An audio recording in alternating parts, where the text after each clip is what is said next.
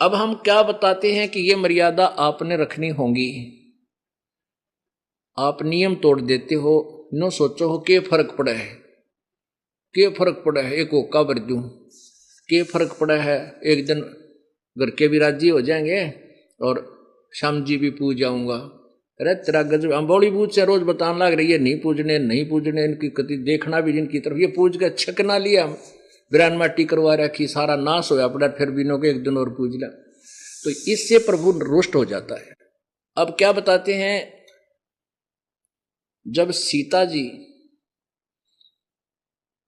श्री राम और लक्ष्मण जी के साथ वनवास में थी, उन्होंने एक झोपड़ी बना रखी थी, कुटी बना रखी थी, और रावण ने सीता को उठाने का एक षड्यंत्र रचा था।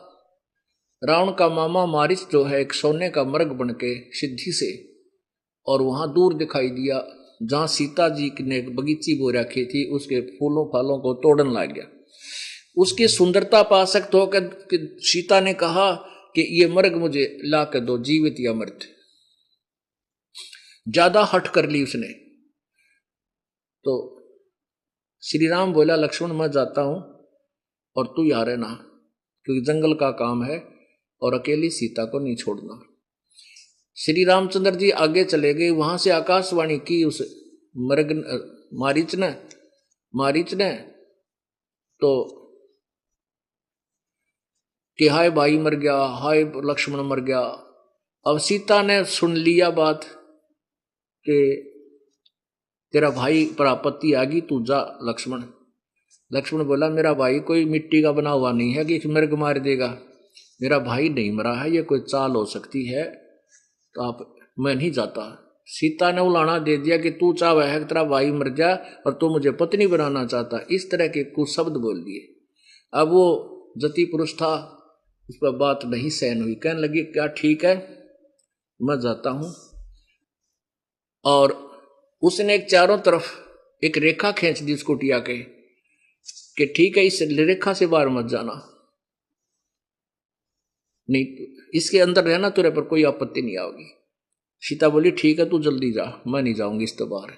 इतने में रावण एक साधु का रूप बना करके आया और सीधा आ रहा है कि माई आटा दे।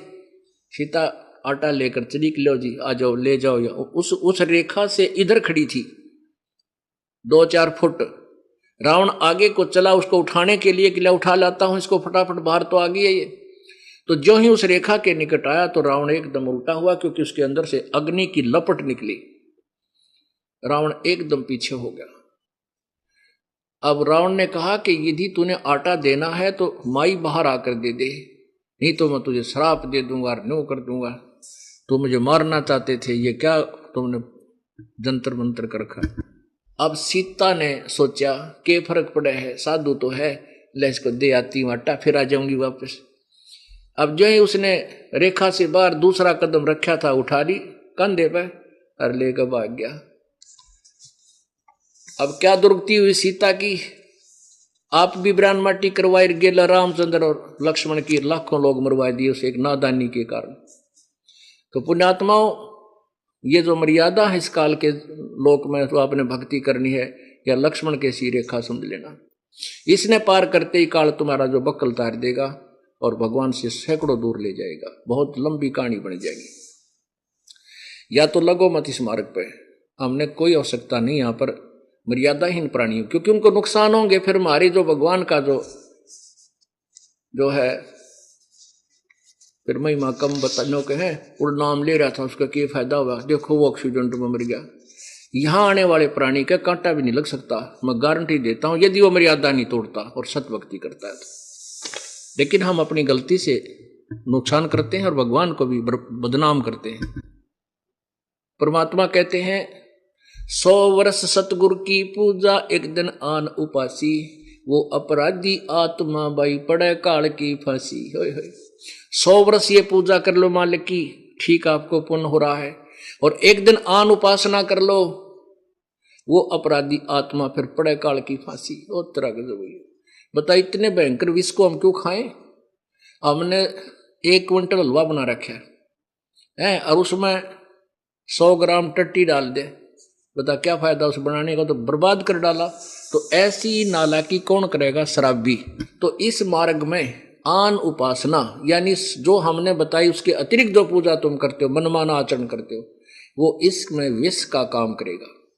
100 वर्ष तो सतगुरु पूजा यानी गुरुदेव के सच्चे गुरु के आधार पर जो साधना आप करते हो वो, और एक दिन आन उपासी, वो अपराधी आत्मा फिर पड़े काल की फांसी। और तेरा गजब। आप क्या बताना चाहते हैं परमात्मा? नर नारायण देही पाके, उस दरगाह में मार पड़ेगी जम पकड़ेंगे बाही, वादन की मोह डरनी लगे लज्जा रे अकनाही।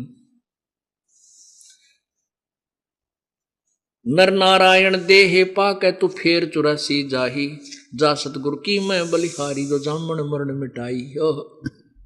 के ये इतना सुंदर शरीर नर नारायण, नारायण यानी भगवान, और नर आप स्त्री पुरुष का चोला मानव शरीर कहलाता है।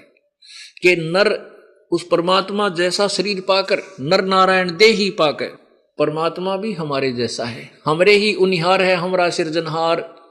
अभी तक हमने निराकार है निराकार की गाटा जोड़ रखा था। भगवान तो वहां सतलोक में प्रकाश ही प्रकाश है, चेतन ही चेतन है। हम टिंडे लेंगे जहां भगवान ने कोई नहीं, प्रकाश से प्रकाश, प्रकाश साढ़े सूरज का देख लें दिन में, और बैटरी चसा लेंगे देखना आती है बहुत प्रकाश है। तो हमने तो भगवान की तलाश है, भगवान साकार है, मनुष्य सदृश्य है, अंतर इतना है कि उनके शरीर का जो तेज नूर शक्ति वो हमारे से असंख्य गुना ज्यादा है। हमारा भी वहां पर नूरी शरीर है, ऐसा ही वह माहौल है, ऐसा ही सृष्टि है, सब कुछ ऐसा ही है। लेकिन यहाँ मिट्टी का है समझो, 5 तत्वों से बना हुआ, वहां नूरी शरीर है, वहां का सोने का समझो शरीर है, वो नष्ट नहीं होता। कहते नर नारायण देह पाके तो फिर 84 जा।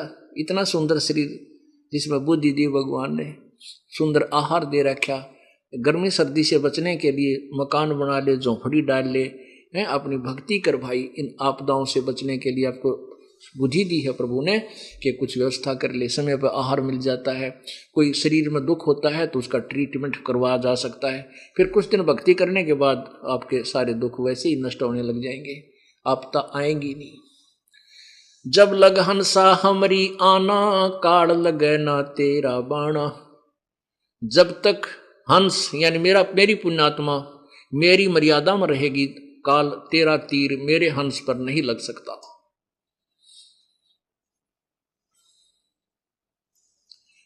तो हमने इस भगवान की मर्यादा को नहीं तोड़ना है। भक्ति कम ज्यादा वो स्वीकार हो जाएगी, उसमें इतना होगा कि एक जन्म बढ़ सकता है, और मर्यादाहीन प्राणी का तो कितने ठिकाना को ना।